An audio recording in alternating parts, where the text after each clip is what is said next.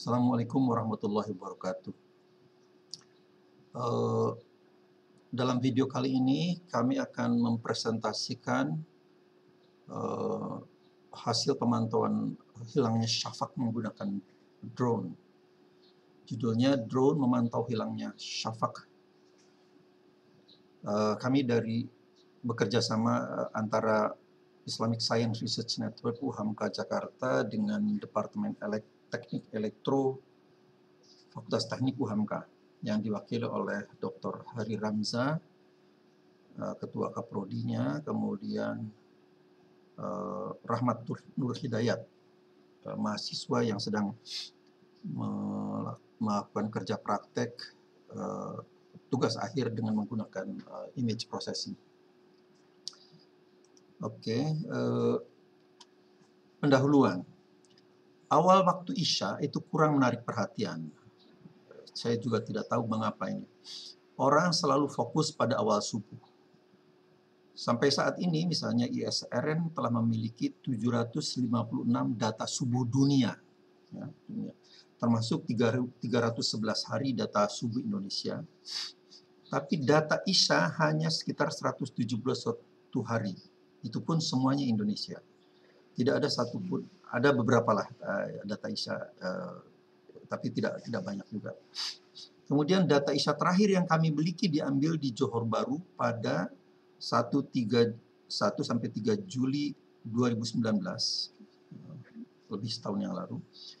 Itu menggunakan SQM alatnya. Jadi tidak ada verifikasinya karena saya tidak mengoperasikan kamera. Pada saat itu agak kesulitan mengoperasikan kamera. Padahal awal waktu Isya itu juga penting. Umat mengira masih boleh melakukan sholat maghrib terlambat, padahal waktu maghrib telah habis. Nah, video ini akan mendiskusikan statistik waktu Isya Indonesia ini. Pada 21 sampai 24 Juli 2020 kami melakukan pemantauan hilangnya syafaq, sinar syafaq sebagai penanda masuknya waktu Isya. Video ini menjelaskan salah satu momentum menghilangnya syafaq yang menjadi tanda masuknya waktu Isya. Alatnya adalah drone DJI Mavic Mini, tanggalnya 22 dan 24 yang kami presentasikan. Sebetulnya kami 21, 22 dan 24. Tapi hanya kami sampaikan 2 saja. Kameranya adalah 2.7K gimbal. Geometric resolusinya 4000 kali 2250. Jadi ada kira-kira 9 juta piksel. Karena ini dalam 3 channel, red, green, and blue, maka kalau 9 kali 3 itu jadi, makanya ini namanya 2.7K gimbal. Geometric resolusinya setelah di crop, karena ketika kami menggunakan crop image, itu 4000 sampai kali 1200 piksel. Spectral resolusinya 3, red, green, and blue. Radiometric resolusinya 8 bit. Pengamatnya Rahmat Nur Hidayat, mahasiswa Teknik Elektro UHAMKA. Pengambilan datanya di Cimanggis, Bogor. Ketinggian terbangnya 28 meter, karena kalau terbang lebih tinggi lagi anginnya terlalu kuat sehingga memang jadi drone itu bergoyang, tidak stabil. Oke. Nah, ini foto aslinya ini 4000 kali 2250 piksel, jadi ada 9 juta piksel. Cuman persoalannya yang kita perlukan sebetulnya kan kita ingin mensampel langit, jadi kita crop aja di sini. Nah, inilah hasil cropnya, 4000 kali 1200 piksel, jadi crop di sini. Jadi hasil crop menyisakan bagian daratan agar tersedia kontras yang baik. Jadi ini supaya ada kontras yang baik antara langit dan ini, jadi disisakan, tidak bisa sepenuhnya di crop juga kurang bagus karena nanti tidak ada kontras. Bagian langit merupakan sampling kecerlangan langit yang lebih baik dari SQM. Kalau SQM itu mensamplingnya kan berbentuk kerucut terbalik. Jadi katakanlah begini. Jadi lebih sempit, yang disampel itu lebih sempit. Kalau ini karena dia berbentuk kotak seperti ini, jadi lebih bagus lah, samplingnya lebih bagus. SQM memberikan nilai agregat kecemerlangan langit, jadi tidak ada verifikasi internal. Jadi kalau SQM, data kecemerlangan langit misalnya ini diambil, kemudian hasilnya itu dalam bentuk nilai kecemerlangan dengan satuan magnitude per square arc second, itu merupakan agregat dari seluruh piksel yang ada, yang terekam oleh sensor SQM itu. Jadi tidak ada verifikasi internalnya, sistem verifikasi internal. Itu kelemahan terbesar SQM. Jadi kalau kami sekarang lebih banyak menggunakan foto karena setiap piksel foto menyediakan informasi kecemerlangan langit setiap piksel. Jadi setiap piksel di sini ada kecemerlangannya tersendiri. Ingat, foto itu merupakan memuat informasi 3 dimensi. Piksel nomor sekian, piksel nomor sekian, kecemerlangannya sekian. Jadi 3 dimensi. Jadi foto menyediakan informasi kecemerlangan langit setiap piksel sebagai alat verifikasi. Ini keuntungan yang terbesarnya. Oke, kita lihat dulu yang Cimanggis 24 Juli 2020. Ini datanya. Seperti biasa ini adalah waktu pengambilan. Kemudian ini foto ID-nya. Yang ini adalah standar deviasi dari piksel itu, dari persebaran piksel itu, sehingga adalah standar deviasinya ini.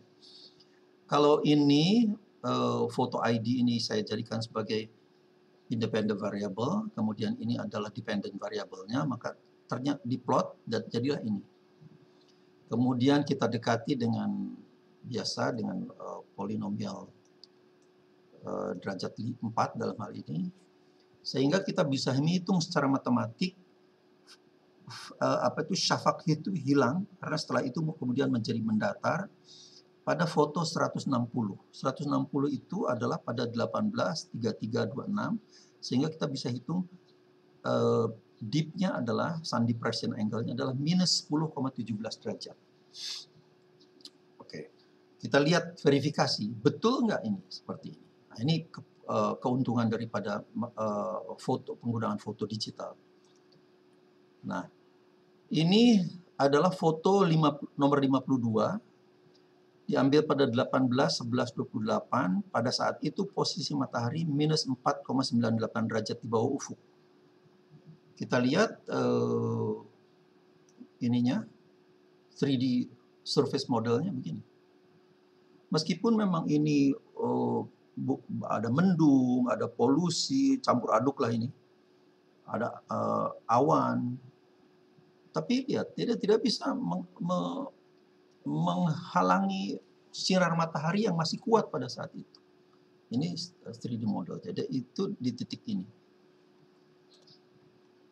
Nah, di titik ini. Kemudian, nah di titik ini fotonya. Kemudian kita bergerak. Sekarang adalah foto yang ini, foto nomor 70 pada 18:14:28, sehingga matahari pada 5,69 derajat. Ingat, ini semakin dalam karena ini adalah waktu Isya ya. Oke, masih sangat kuat sekali sinar matahari. Kemudian pada foto 94, 18:18:28, pada saat itu minus 6,64 derajat. Terus minus 8,02 pada minus 9,46. Nah, disinilah sistem kami bisa mendeteksi bahwa setelah ini langit itu gelap, mendatar lah, ini sudah mendatar. Pada saat itulah di sinar syafaq titik permulaan sinar syafaq menghilang, yaitu pada foto 160 pada 18:33:26 sehingga sun depression angle-nya adalah minus 10,17 derajat. Oke, kemudian yang ini sudah lihat. Ini adalah sisa-sisa polusi cahaya yang masih ada. Tapi kalau polusi cahaya itu konstan, tidak hidup, mati, itu sama sekali tidak mengganggu. Karena sebetulnya kita adalah konsentrasi untuk melihat ini di background itu. langit yang gelap di background itu. Lihat, ini masih ada, tapi ini sudah konstan terus, tidak bertambah gelap lagi karena sudah mendatar. Oke, kemudian kita lihat yang 22 Juli 2020. Ini plotnya. Sekarang pakai polinomial derajat 5, kita pendekatannya, dan dia sehingga kita bisa menghitung foto itu syafaq itu hilang mulai pada 952, foto 952, ini 940, 960, ini 952, pada 18.32.00, pada saat itu matahari berada pada minus 9,83 derajat di bawah ufuk. Jadi tadi 10, sekian derajat, sekarang 9,83 derajat. Jadi jauh sekali dari 18 derajat yang ditetapkan oleh pemerintah Indonesia. Nah, ini verifikasinya. Ini adalah foto 850. Pada saat itu minus 5,18 derajat. Ini agak lain. Di sini memang tebal. Kalau tadi kan cenderung merata yang tahun 24, ini agak ada awan, kemudian ada celah-celah yang sinar matahari. Sehingga 3D surface modelnya juga agak ada. Ini adalah kalau dia gelap dia turun. Nah, kemudian bergerak pada 868, pada saat itu posisi matahari minus 5,89 derajat, awan juga berubah, tapi tidak mempengaruhi apa-apa karena kita mensampel, menghitung standar deviasi itu semua piksel yang terekam oleh foto ini. Terus semakin sekarang pada ini 904 pada saat minus 7,31 derajat, pada 922, foto 922 minus 8,65 derajat, ini pada minus 9,36 derajat. Nah, disinilah sistem kami bisa mendeteksi kehadiran fajar, yaitu pada foto 952 saat matahari pada minus 9,83 derajat pada pukul 18.32.00. Selanjutnya dia mendatar.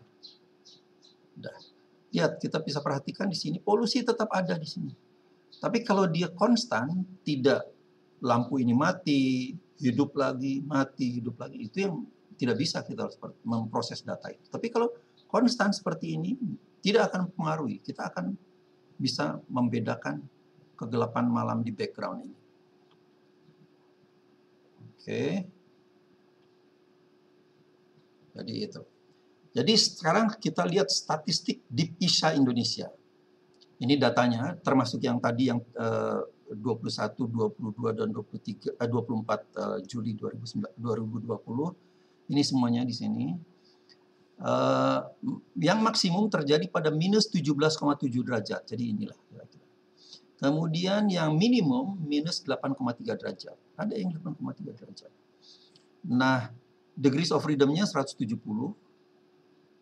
Sehingga rata-ratanya adalah minus 13,0 derajat. Dengan standar deviasi 1,8 derajat.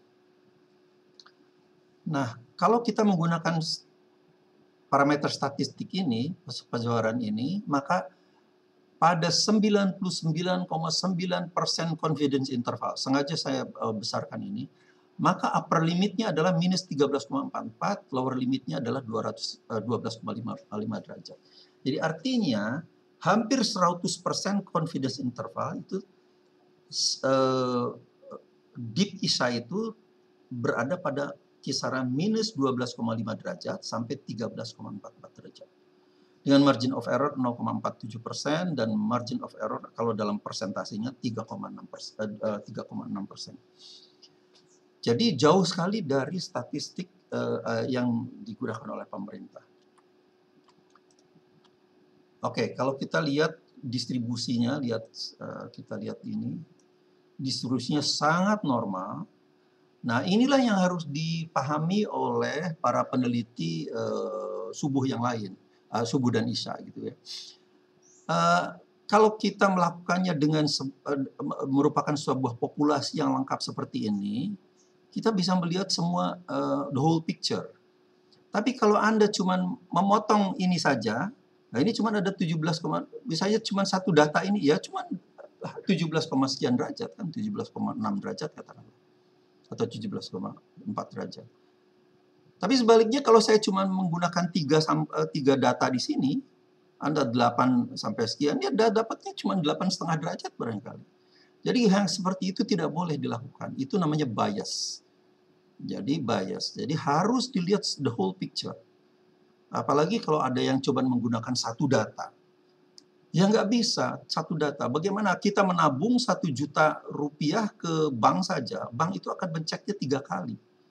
Bagaimana mungkin kita ada seorang ilmuwan yang mengklaim bahwa 1 kali sudah cukup? Wah, itu kan kebohongan yang luar biasa itu.